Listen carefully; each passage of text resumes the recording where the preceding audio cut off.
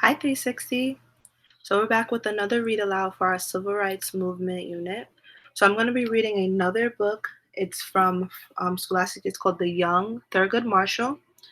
Um, the author's name is Eric Carpenter. So we're going to learn a little bit about Thurgood Marshall. At this point, so I'm going to start reading the book, okay?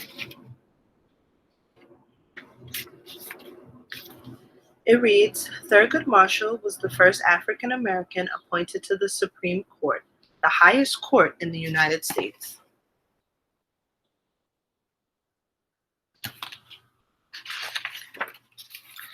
Thurgood was born in 1908.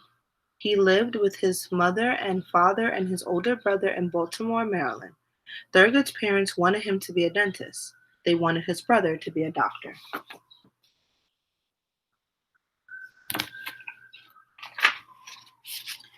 In Thurgood's neighborhood, white and black children played together, but they had to go to separate schools.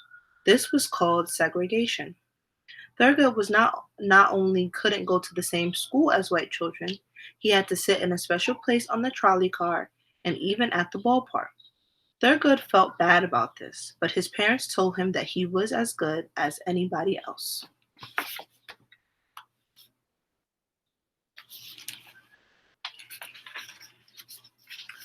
Although Thurgood was a bright student, he was always getting into trouble at school.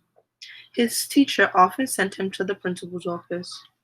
The principal would make Thurgood stay after school to read a copy of the Constitution of the United States. The Constitution tells how the country should be governed. In time, Thurgood knew it almost by heart.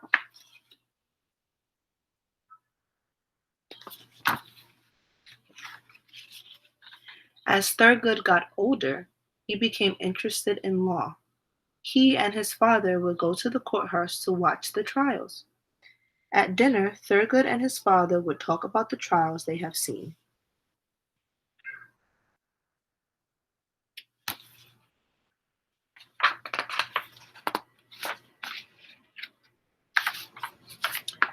Thurgood and his brother went to Lincoln University in Pennsylvania.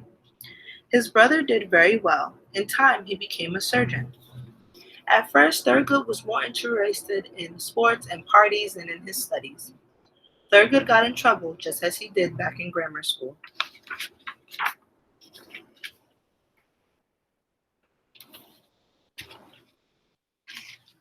Thurgood had to work hard to get into college.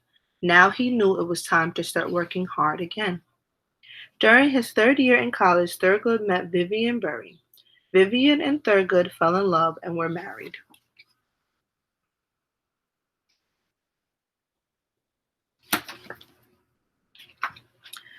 Thurgood decided to become a lawyer. He applied to the law school at the University of Maryland, but the school turned him down because he was black. So Thurgood went to Howard University in Washington, D.C. instead. Thurgood graduated from law school in 1933 at the top of his class.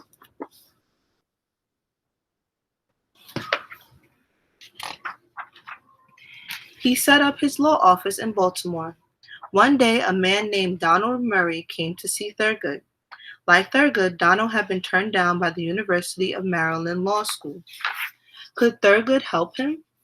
Thurgood decided to take the University of Maryland to court. Thurgood argued that because the state of Maryland only had one law school, Donald had been denied an equal education.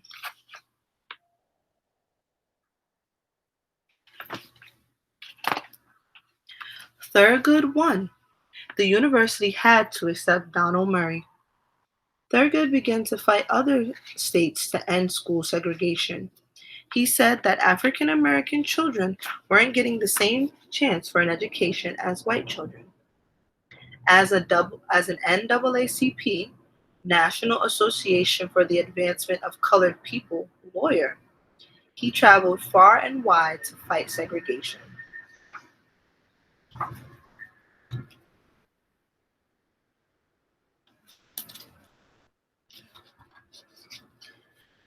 In 1952, Thurgood fought his biggest battle.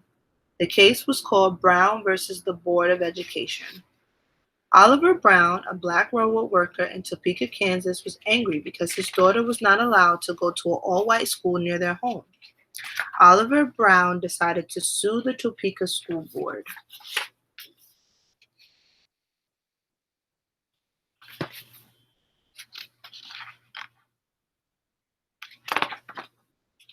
Thurgood's battle took a long time.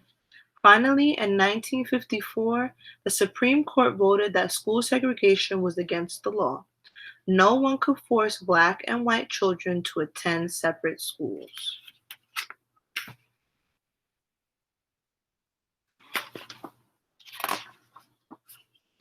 Thurgood continued his fight against all types of segregation in public parks, on public transportation, even in ballparks. In 1964, the Civil Rights Act was passed. It said that every American should receive equal treatment, regardless of race, gender, or color. Segregation had finally ended.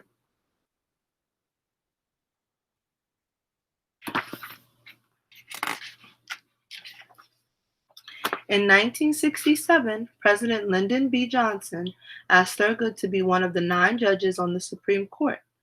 Thurgood was the first black person to become a Supreme Court judge. The judges of this high court tried to understand the true meaning of the Constitution. They tried to make sure the words of the Constitution are carried out.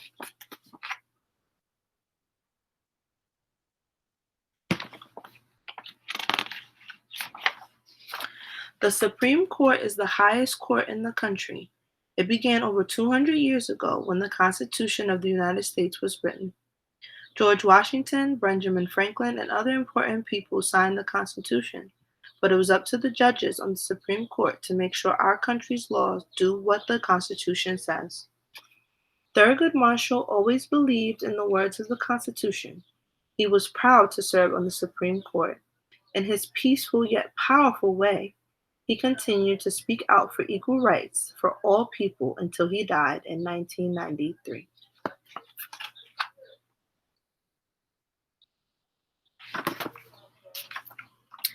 And that's the end of our story.